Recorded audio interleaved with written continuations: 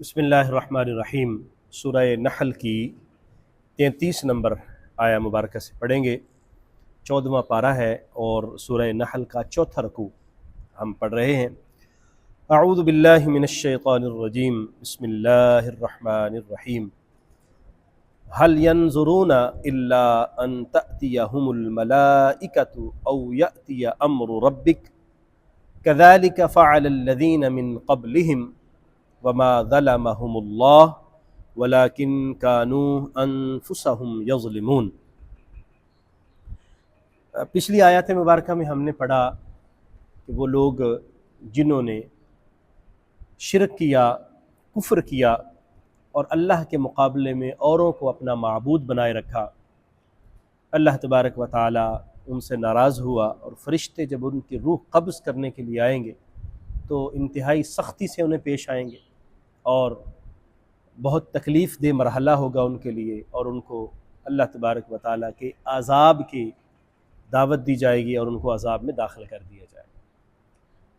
اور پھر دوسری طرف وہ لوگ جن کو اللہ تعالیٰ نے ایمان کی توفیق دی، تقوی اختیار کرتے رہے، تو جب ان کی موت کا وقت آئے گا تو ان کے لیے آسانی ہوگی، خوشخبری ہوگی، فرشتے انہیں جنت کی خوشخبری دیں گے اور ان کے لیے آخرت کے مرحلے بھی آسان ہو جائیں گے۔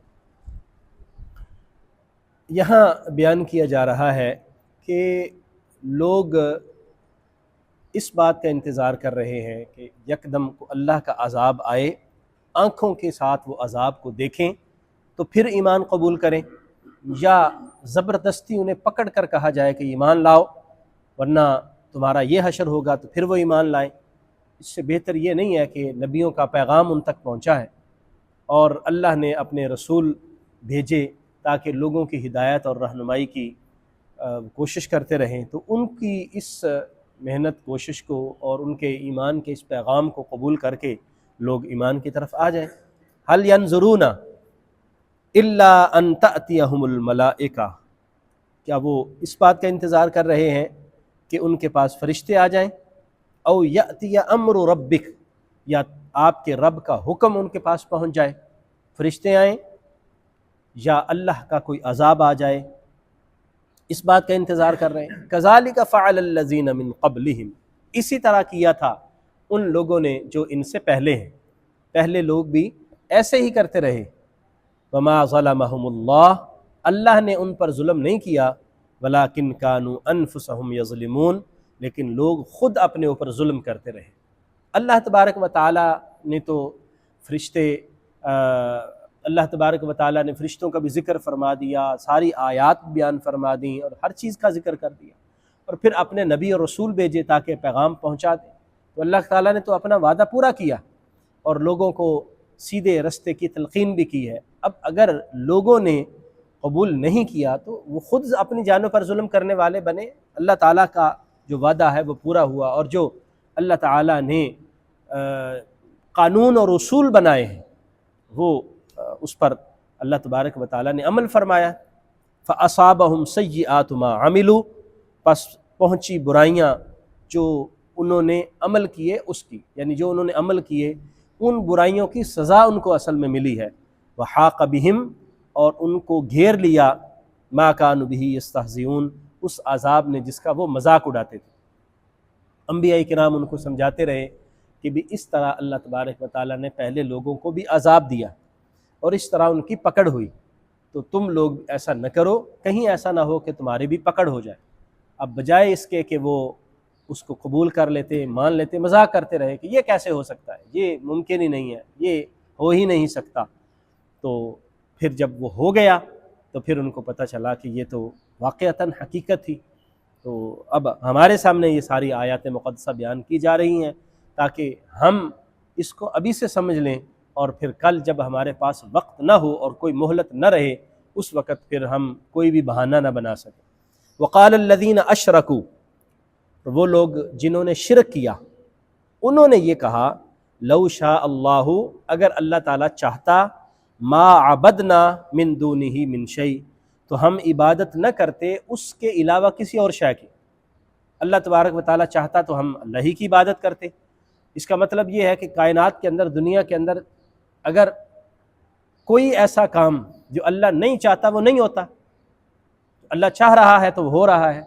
تو ہمیں اگر اللہ تعالیٰ سیدھے رستے کی ہدایت دے دیتا اور ہمیں نہ چاہتا کہ ہم عبادت کریں کسی اور کی تو ہم بھی نہ کرتے، ہم کر رہے ہیں تو اس کا مطلب ہے کہ اللہ چاہ رہا ہے۔ اب اس طرح وہ اپنی غلط فہمی کو اور غلط سمجھنے کو بہانہ بنا رہے ہیں کہ اللہ تبارک و تعالیٰ کی ایک مشیت ہے، ایک اللہ کی رضا ہے۔ اللہ تبارک و تعالیٰ نے کائنات کو بنایا ہے، انسان کو بنایا اور انسان کو اختیار دے دیا۔ اب انسان اپنی مرضی سے راہ ہدایت پر آتا ہے تو اس کو اللہ تعالیٰ کے انعامات ملتے ہیں، اور اپنی مرضی سے اگر راہ ہدایت کو چھوڑتا ہے تو اس کو سزا ملتی ہے۔ تو انسان کو اپنی مرضی دی گئی ہے۔ بالکل اگر اللہ ایسا چاہتا تو فرشتوں کی طرح انسان بنا دیتا کہ وہ بالکل کسی طرح کی کوئی غلطی کرتے ہی نہ، لیکن اللہ تعالیٰ کی مشیت ایسی نہیں تھی۔ اللہ تبارک و تعالیٰ نے چاہا یہ کہ میں انسان کو اس کی مرضی کے اوپر چھوڑوں، سو ہم اپنی مرضی کے مطابق عمل کر رہے ہیں، اسی وجہ سے تو جزا اور سزا کا سارا سلسلہ ہے۔ نحن ولا آباؤنا، نہ ہم عبادت کرتے اور نہ ہی ہمارے آباء و اجداد عبادت کرتے، ولا حرمنا من دونہ من شیء، اور ہم نے اس کے علاوہ یعنی اس کے حکم کے علاوہ کوئی چیز حرام نہیں کی۔ کذالک فعل الذین من قبلہم، اسی طرح کیا تھا ان لوگوں نے جو ان سے پہلے تھے۔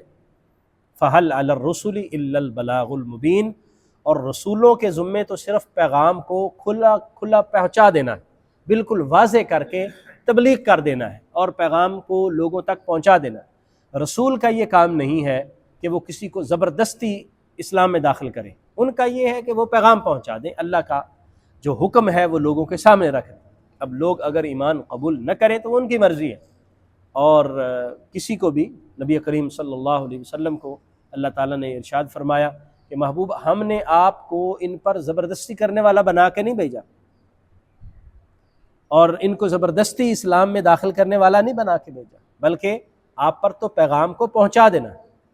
تو یہی یہاں پر بھی ارشاد فرمایا گیا، وَلَقَدْ بَعَثْنَا مِن كُلِّ فِي كُلِّ أُمَّةٍ رَسُولًا، ہم نے ہر امت میں ایک رسول بھیجا ہے، اور اس رسول کو حکم دیا گیا کہ لوگوں کو بتائیں ان اعبدوا اللہ، اللہ کی عبادت کریں، وَاجْتَنِبُوا الطَّاغُوتَ، اور طاغوت یعنی شیطان، اور شیطان کی مرضی کرنے والے، شیطان کی اطاعت اور فرما برداری کے تحت چلنے والے جتنے جو بھی طاقتیں ہیں، جو بھی چیزیں ہیں، ان سے اجتناب کریں۔ وَاجْتَنِبُوا الطَّاغُوتَ، شیطان سے اجتناب کریں۔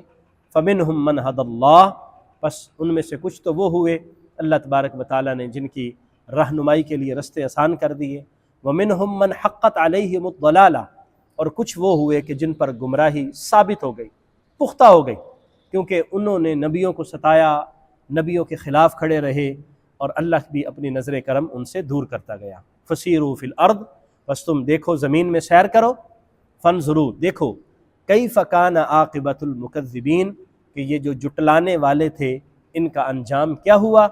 انہوں نے نبیوں کو جٹلایا، اللہ تبارک و تعالیٰ کے حکم کو جٹلایا، اور پھر آخرت میں ان کا کیا سسٹم ہوا، ان کو عذاب کا سامنا کرنا پڑا، ناکام زندگی گزار کے گئے، نام و نشان بھی مٹ گئے۔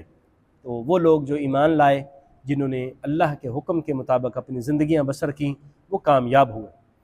اسی طرح یہ خاص طور پر کفار مکہ کو یہ بات سمجھائی جا رہی ہے، اور پھر ہم تک یہ پیغام پہنچتا ہے کہ آج اگر ہم نبی کریم صلی اللہ علیہ وسلم کے اس پیغام کو سنیں جو اللہ کا پیغام وہ لے کر آئے اور ہم تک پہنچایا، اور اس پیغام کو سینے سے لگائیں اور اس کے مطابق اپنی زندگی بسر کرنے کی کوشش کریں تو کامیابی ہمارے قدم چومے گی۔ اور اگر ہم اسی طرح بہانے کرتے رہے اور اسی طرح غلط فہمی کا شکار رہے کہ جس طرح کفار تھے یا پہلے نبیوں کے منکرین جس طرح رہے، تو پھر ہمارا بھی ویسے ہی انجام ہوگا جیسے ان کفار کا ہوا کہ ان کو صفحہ ہستی سے مٹا دیا گیا، اور پھر آج کوئی ان کا ذکر خیر موجود نہیں ہے۔ ذکر خیر انہی کا ہے کہ جو خود ایمان کی طرف آئے، ایمان قبول کیا اور اللہ کی بندگی میں زندگی بسر کرتے رہے۔ اللہ تعالی ہمیں سمجھنے کی، عمل کی توفیق عطا فرمائے۔ آمین۔ وآخر دعوایا ان الحمد للہ رب العالمین۔